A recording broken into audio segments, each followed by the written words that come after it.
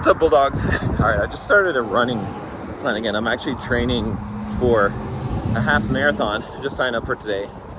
And I'm actually doing a longer video on my other channel about this, about setting goals, which will be coming out in a couple of weeks or so. But anyway, as I was running today, I was listening to an audiobook called like 4,000 Weeks, I think it is. But anyway, I was thinking about an important concept that made a lot of sense. It kind of, listening to the book got me thinking about this, which is this idea that it's like burning the bridges, but it's basically this idea that if you commit to something, so if you choose a thing and you commit fully to that thing, then you're much more likely to be happy with the thing.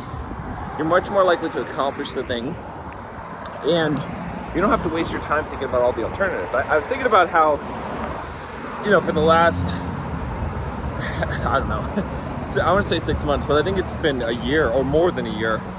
I've been really doing a lot of videos where I'm like, I don't know what I should do.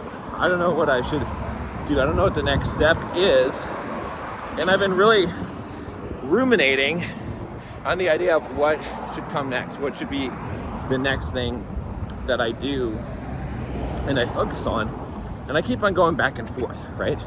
I've got one plan, and then I switch it up, and I'm doing a different workout, and I'm not doing any workout.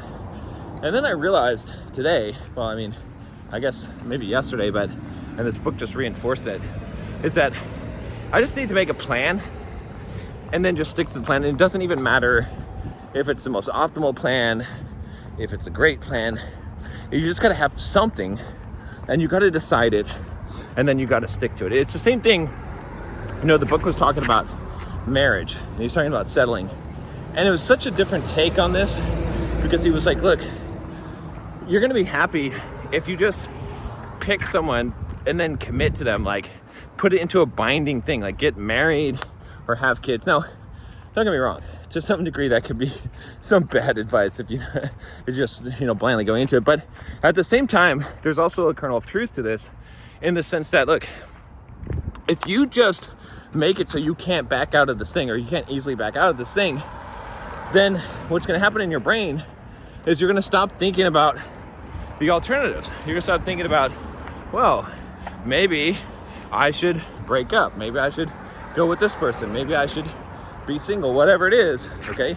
You're going to stop thinking about that stuff, and you're going to be much more happy with your decision. In fact, there are some psychological studies where they did this and gave someone a poster and told them that it was their final choice, or gave some other group of people a poster and said they could trade it in. And the people who was told that it was their final choice, they were much happier, more happy with their results. So the point in all this is to say that, I'm just making a plan. I'm writing it down. I talked about this, the other day, but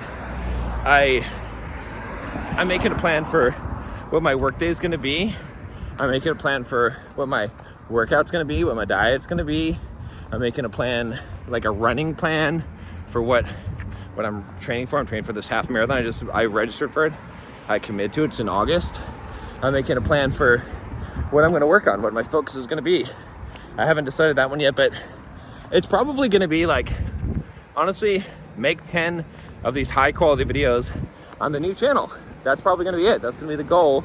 And then I'm going to reevaluate where I'm at the end of that time, following this plan, after I made the 10 videos, and do an update video. That's probably, honestly, what it's going to be, right? I'll think about it a little bit more just to be sure on that. But that's what it's so much more clear when you just make the plan and commit to it. And again, it's like, you can get stuck in this analysis paralysis. Is like, what is the best thing to do? What should I be doing? And then you don't make any progress, or you make backwards progress, right?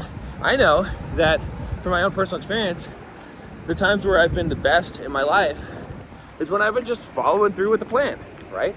If it's a running plan, and sometimes I've second guessed myself and said, oh, John, you're making yourself miserable. Why are you forcing yourself to do all this stuff, right? When you don't need to do all this stuff. You should just figure out what you really want to do and start doing that. And that's kind of some bullshit, actually, because when I really think about it, no, that's when I'm miserable, is when of trying to decide what to do. But when I have a clear objective, I know what I'm gonna do.